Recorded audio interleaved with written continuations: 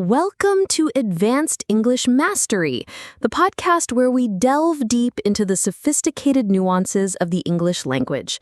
I'm your host, Olivia, and today we're embarking on a fascinating exploration of something that surrounds us constantly, yet often goes unnoticed: the hidden power structures embedded within our language. Language is never neutral. Every word choice, every grammatical construction, every pause and emphasis carries with it layers of meaning that extend far beyond surface-level communication. Today, we'll unpack how language shapes thought, reinforces social hierarchies, and can be wielded as both a tool of empowerment and a weapon of exclusion. We'll examine euphemisms in political discourse, analyze the subtle implications of passive voice in corporate communications, explore how code switching reflects and reinforces social dynamics, and investigate the phenomenon of linguistic gain you to become a more discerning consumer and producer of language, while simultaneously expanding your sophisticated vocabulary and analytical skills. Prepare to question assumptions you may have never even realized you held about the neutrality of communication. By the end of this hour, you'll possess a heightened awareness of language's covert influence and the analytical tools to decode its hidden messages. Let's begin with one of language's most insidious yet ubiquitous features: euphemism. Far from being mere politeness, euphemisms often serve to obscure uncomfortable truths, distance us from harsh realities, and maintain existing power structures. Political euphemisms, sanitizing reality. Consider how military and political language systematically removes human agency and suffering from discourse. Casualty collateral transforms civilian deaths into an abstract mathematical concept. Enhanced interrogation techniques obscures torture behind clinical terminology. Ethnic cleansing makes genocide sound like a hygienic necessity. These linguistic choices aren't accidental. They serve to make the unpalatable palatable, to create psychological distance between decision makers and consequences, and to manufacture consent for policies that might otherwise face moral scrutiny. Corporate euphemisms, the language of exploitation. The corporate world has elevated euphemism to an art form. Right-sizing and streamlining operations mask mass layoffs. Voluntary redundancy implies choice where often none exists. Restructuring disguises the dismantling of worker protections and benefits. Notice how these terms shift responsibility away from corporate executives and onto abstract market forces. Employees aren't fired by callous CEOs, they're casualties of inevitable economic evolution. This linguistic sleight of hand serves to legitimize decisions that prioritize profit over human welfare. The euphemistic treadmill.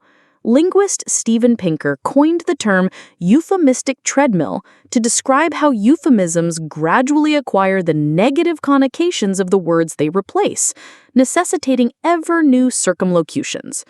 We've seen this with terms for mental illness, disability, and social class. Yesterday's sensitive language becomes today's offensive terminology, creating a perpetual cycle of linguistic innovation. Advanced vocabulary focus, obfuscation, and misdirection. Let's examine some sophisticated terms for describing these linguistic phenomena. Obfuscation, the practice of deliberately making something unclear or difficult to understand. Politicians excel at obfuscating their true intentions through carefully crafted ambiguity. Circumlocution, the use of many words where fewer would do, especially in a deliberate attempt to be vague.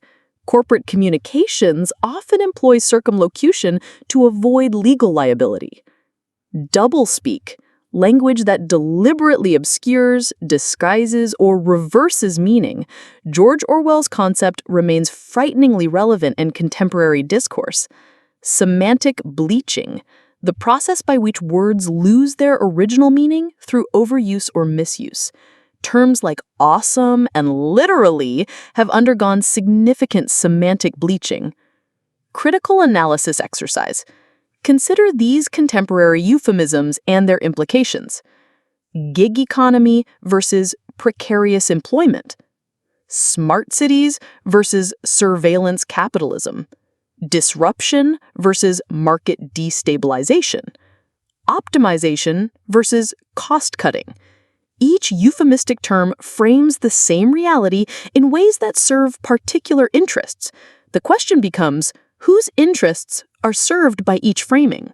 Moving from lexical to grammatical manipulation, let's examine how sentence structure itself can obscure responsibility and agency. The passive voice, often maligned by writing instructors, serves crucial ideological functions in contemporary discourse. Agency deletion and responsibility avoidance. When we say, mistakes were made instead of, I made mistakes, we're not just changing grammar, we're fundamentally altering the assignment of responsibility. The passive voice allows speakers to acknowledge problems while avoiding accountability for their creation. This phenomenon permeates institutional communication.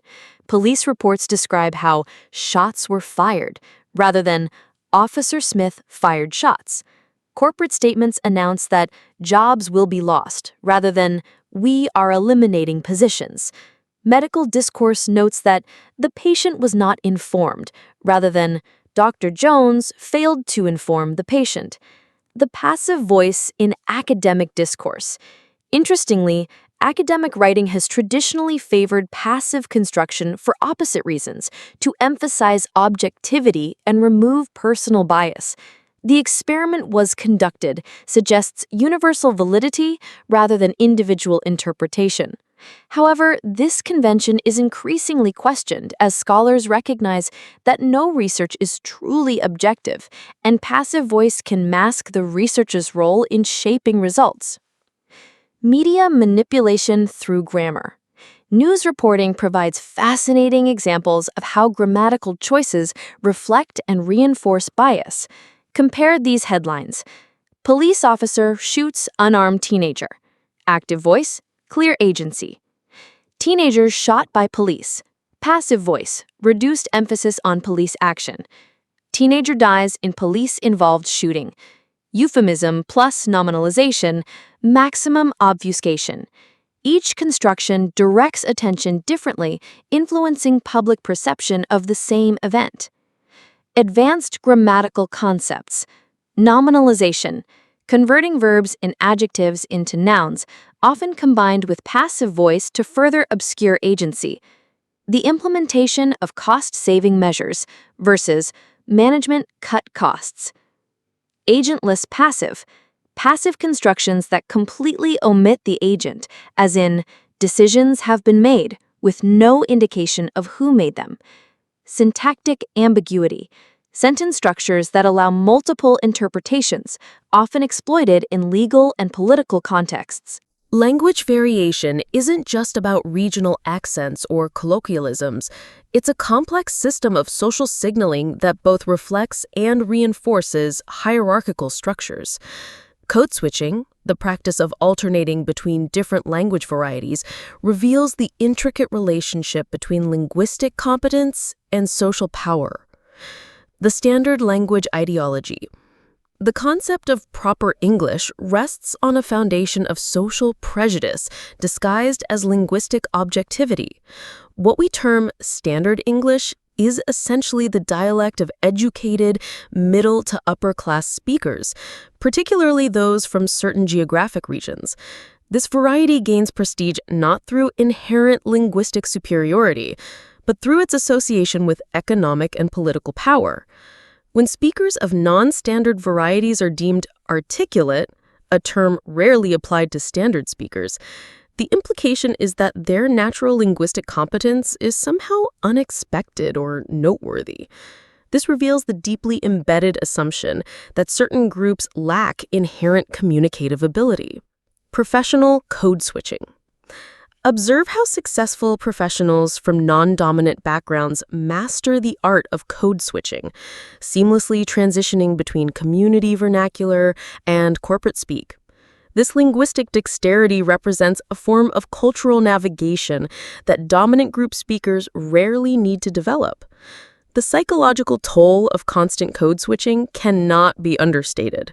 It requires continuous self-monitoring, cultural translation, and often the suppression of authentic linguistic identity.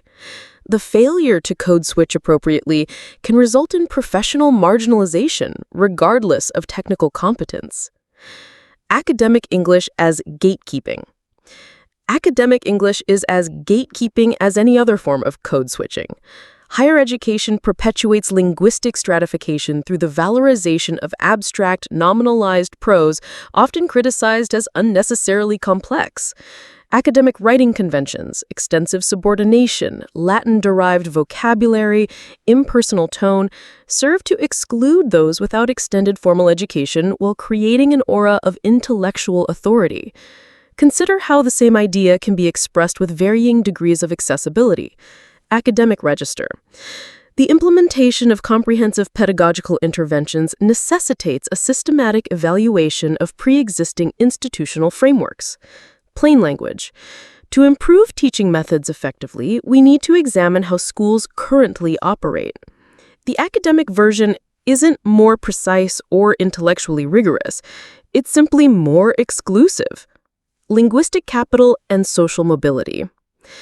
Pierre Bourdieu's concept of linguistic capital helps explain how language competence translates into economic opportunity.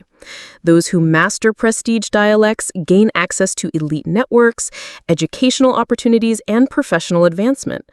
Meanwhile, speakers of stigmatized varieties face systematic discrimination disguised as meritocracy. This creates a paradox.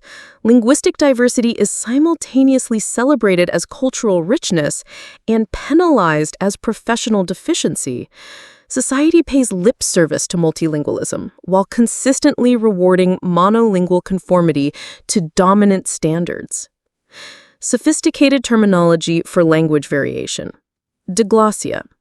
A situation where two distinct varieties of a language coexist, typically with one considered high and the other low in social prestige.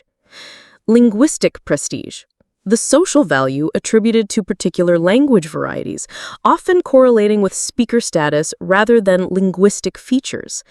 Hypercorrection. The overuse of prestigious forms, often resulting in grammatical errors, as speakers attempt to conform to perceived standards. Linguistic insecurity. The anxiety experienced by speakers who perceive their natural variety as inadequate or incorrect. In our information-saturated age, the ability to project expertise through language has become increasingly crucial and increasingly manipulated. Let's examine how linguistic choices create impressions of authority, often independent of actual knowledge or qualification. The performance of expertise. Genuine expertise and the performance of expertise are distinct phenomena, though they often become conflated in public discourse.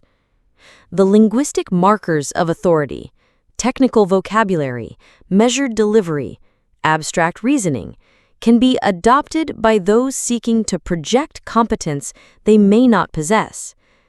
Consider how certain speech patterns signal intellectual authority. The strategic pause, the qualifying phrase, "It's worth noting that," and the meta-commentary. Let me address that question on two levels. These rhetorical devices serve to position the speaker as thoughtful and authoritative, regardless of content quality. Jargon as exclusion and inclusion. Professional jargon serves a dual function. It enables precise communication among specialists while simultaneously excluding outsiders. Medical terminology, legal language, and academic discourse all create insider-outsider boundaries through lexical complexity. However, Jargon can become a form of intellectual gatekeeping, used to obscure rather than clarify. When experts genuinely seek to communicate with broader audiences, they demonstrate mastery by translating complex concepts into accessible language. Those who rely exclusively on jargon may be compensating for uncertain understanding. The certainty trap. Paradoxically, expressions of certainty often correlate inversely with actual expertise. True experts understand the limitations of their knowledge and employ hedging language. The evidence suggests, it appears that, current research indicates. Meanwhile, those with superficial understanding often speak in absolutes. Studies prove, it's obvious that, everyone knows that. This linguistic pattern explains why public debates often feature the most confident voices, rather than the most knowledgeable ones. Certainty performs better rhetorically than nuance, even when nuance more accurately reflects reality. Digital age authority. Social media has democratized the performance of expertise, while simultaneously making verification more difficult. The same linguistic markers that once indicated formal credentials now serve anyone seeking to project authority. Bullet-pointed insights, pseudo-academic language, and confident assertions can quickly gain viral authority regardless of their factual basis. The phrase, "studies show," has become particularly problematic as it invokes scientific authority without providing verifiable evidence. Similarly, the construction, "experts agree," creates consensus where none may exist. Advanced rhetorical concepts. Epistemic modality. Language that expresses degrees of certainty or possibility, crucial for accurate communication about complex topics. Evidentiality. Grammatical markers that indicate the source and reliability of information, underdeveloped in English compared to some languages. Meta-language. Language used to discuss language itself, often employed to demonstrate sophisticated linguistic awareness. Discursive authority. The power to shape conversation through rhetorical positioning rather than formal credentials. Beyond obvious manipulation lies a sophisticated arsenal of subtle persuasion techniques that shape opinion through seemingly neutral language. These methods are particularly prevalent in marketing, politics, and media, where influence must be achieved without triggering defensive responses. Presupposition and implication. Skilled communicators embed assumptions within their language, making certain ideas appear inevitable or universally accepted. Consider the difference between "when you buy our product" and "if you buy our product." The first presupposes purchase, the second presents it as a choice. Political discourse extensively employs presupposition. As we continue to strengthen the economy, presupposes both that the economy is currently being strengthened and that the speaker is responsible for this improvement. Opposition becomes positioned as resistance to obvious progress rather than legitimate policy disagreement. The false dilemma through language. Binary framing reduces complex issues to simple either-or choices, typically favoring one option over another. Are you part of the solution or part of the problem? Eliminates middle ground and positions dissent as obstructionism. Corporate communications often employ this technique. In today's competitive marketplace, companies must either innovate or fall behind. This framing presents particular business practices as inevitable responses to market forces rather than conscious strategic choices. Temporal manipulation. Language can compress or expand timeframes to serve persuasive purposes. Immediate action is required, creates artificial urgency, while long-term sustainability pushes consequences into a safely distant future. Marketing exploits temporal psychology through phrases like limited time offer and while supplies last, creating scarcity pressure. Political campaigns use the future of our children to make present sacrifices seem morally necessary. The passive agreement strategy. Rather than asking for explicit consent, sophisticated persuasion seeks to make agreement seem natural and inevitable. I'm sure you'll agree that positions dissent as unreasonable. As we all know, claims universal consensus on debatable points. This technique is particularly effective because it avoids triggering reactance, the psychological resistance to perceived manipulation.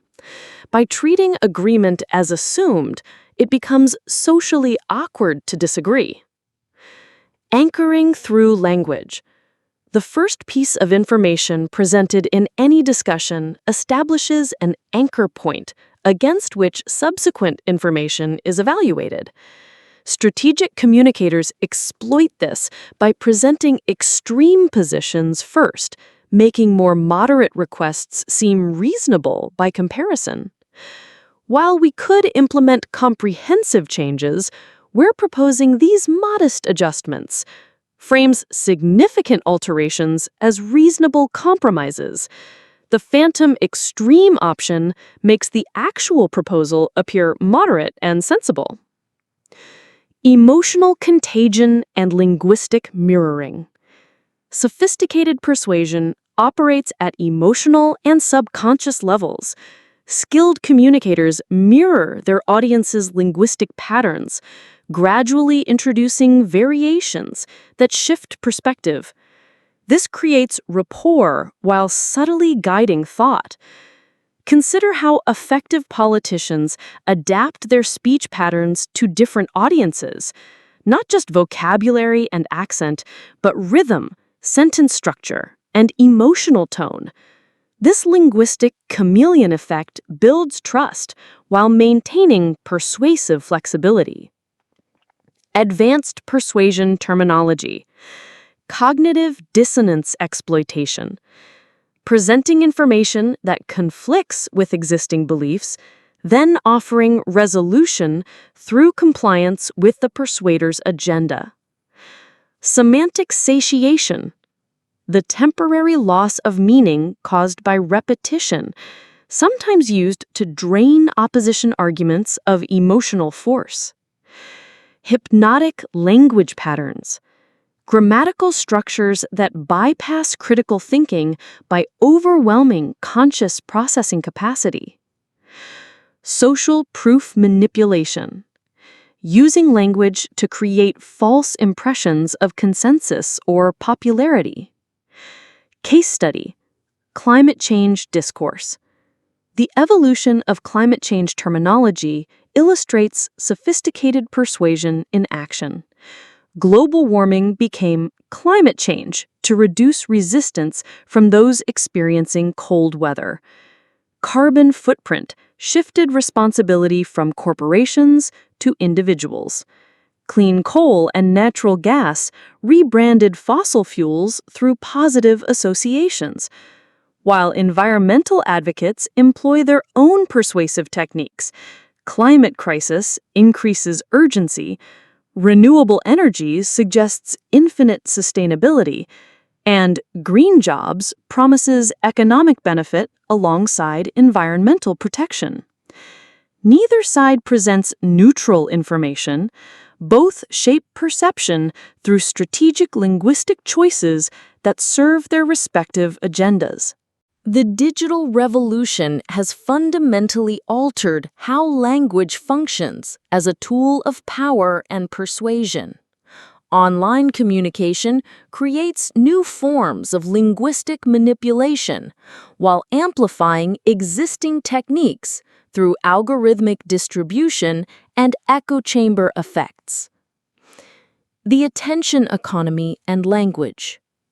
In digital environments where attention is the primary currency, language evolves to maximize engagement rather than convey information accurately. Clickbait headlines exemplify this transformation. "You won't believe what happened next" prioritizes curiosity over truth, emotional response over rational analysis. This attention-driven environment rewards hyperbole, controversy, and emotional manipulation, while penalizing nuance, complexity, and measured consideration. The linguistic result is a gradual degradation of public discourse, as rational argument becomes economically inefficient. Algorithmic amplification of bias. Search engines and social media platforms don't simply transmit language, they actively shape it through algorithmic selection and ranking. These systems, despite claims of neutrality, embed the biases of their creators and training data into the communication landscape. When algorithms favor engagement over accuracy, they systematically amplify emotionally charged content while suppressing measured analysis. This creates a feedback loop where public discourse becomes increasingly polarized and extreme, not through conscious choice, but through technological mediation. The fragmentation of shared language. Digital communication enables unprecedented linguistic fragmentation. Online communities develop specialized vocabularies, reference points, and communication norms that become increasingly incomprehensible to outsiders. This tribal linguistic evolution strengthens in-group bonds while deepening divisions between communities. Consider how political polarization manifests linguistically online. The same event receives entirely different lexical treatment across partisan spaces. Peaceful protesters versus dangerous mob. Undocumented immigrants versus illegal aliens. Reproductive rights versus unborn children. These aren't just different perspectives, they're different linguistic realities that make cross-group communication increasingly difficult. Advanced digital communication concepts. Viral semantics. How meaning spreads and mutates through digital networks, often divorced from original context. Mimetic evolution. The process by which ideas adapt and survive through digital transmission, following patterns similar to biological evolution. Platform-specific linguistics.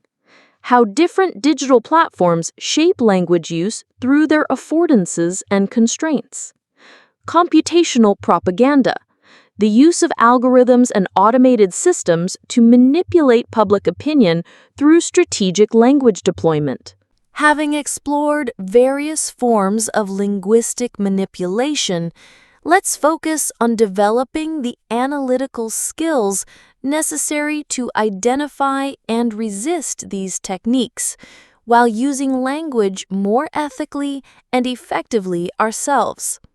The meta-linguistic perspective. Critical language awareness begins with recognizing that all communication choices carry ideological implications. There is no neutral language. Every word selection, grammatical construction, and rhetorical strategy serves particular interests and worldviews. This doesn't mean all language use is equally manipulative or that communication is impossible. Rather, it suggests that conscious speakers should consider the broader implications of their linguistic choices and strive for transparency about their perspectives and limitations. Questions for critical analysis. When encountering any form of communication, consider these analytical questions: agency and responsibility. Who or what is positioned as the agent of action? How are responsibility and blame distributed through grammatical choices?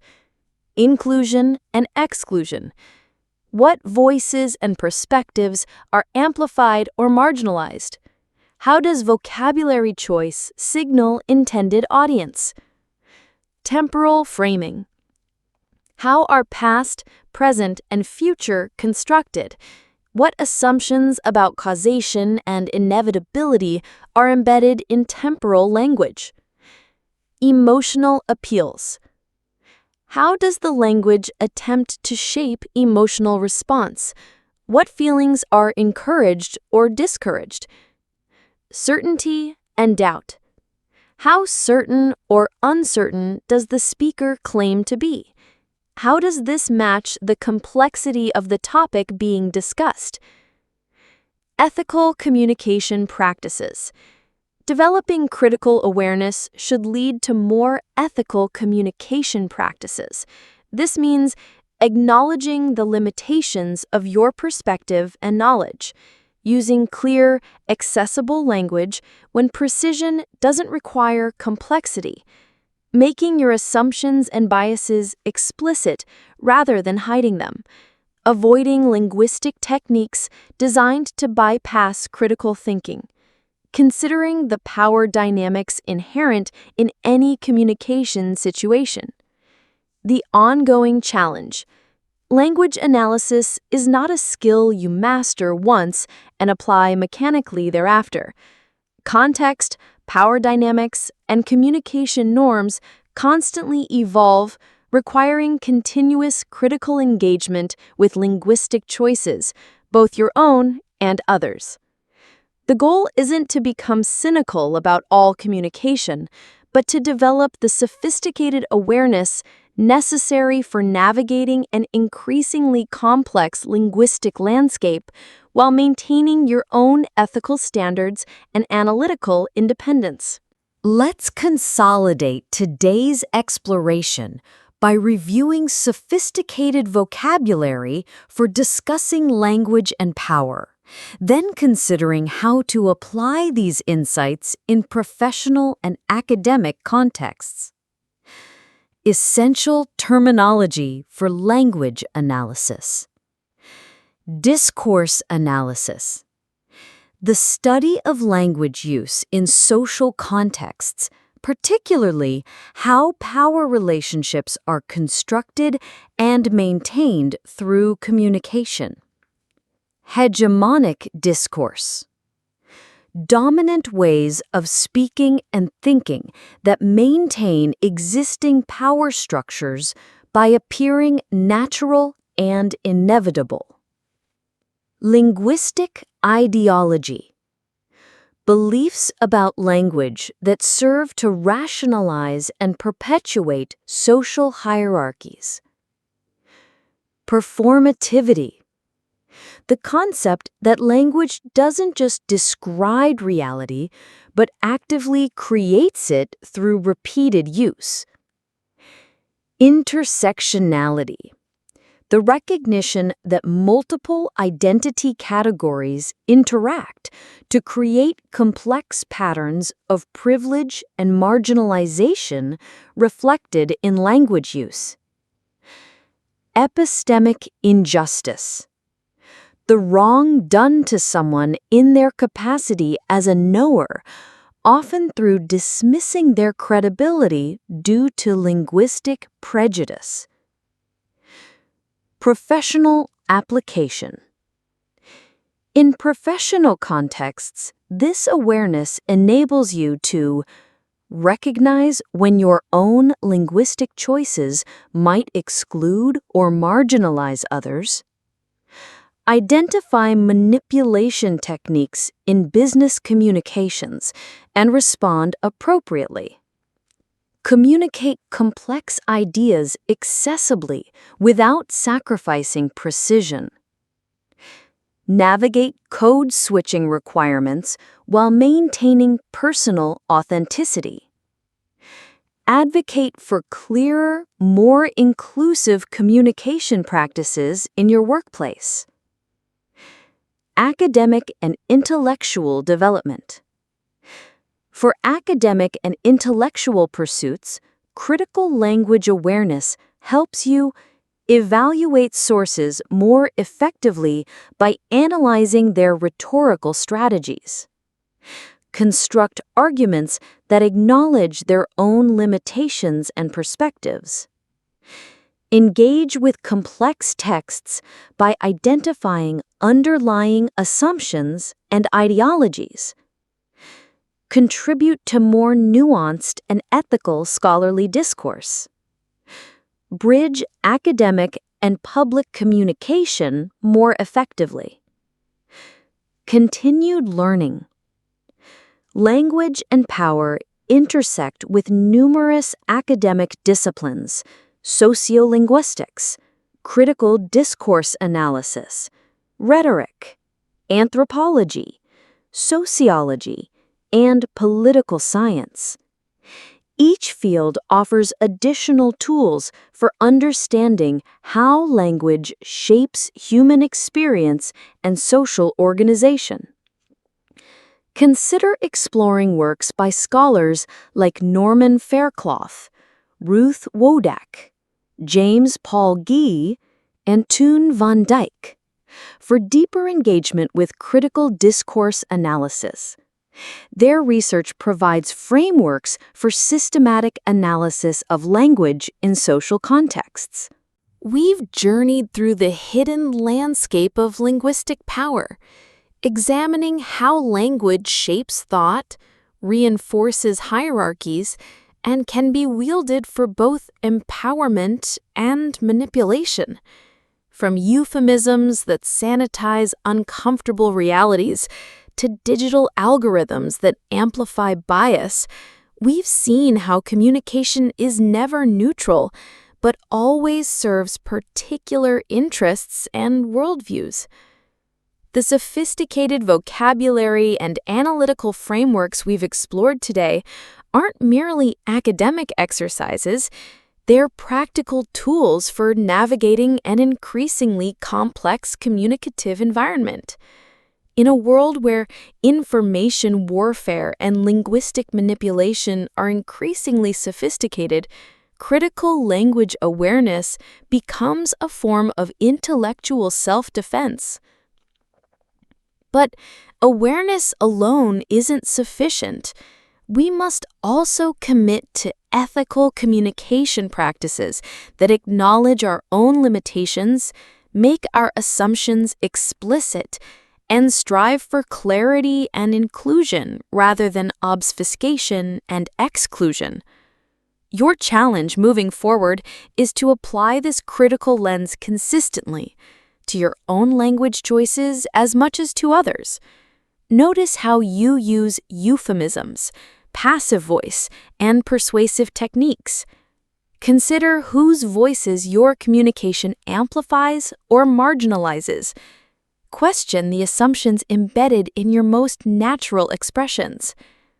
Language is power, but it's power that we all participate in creating and maintaining.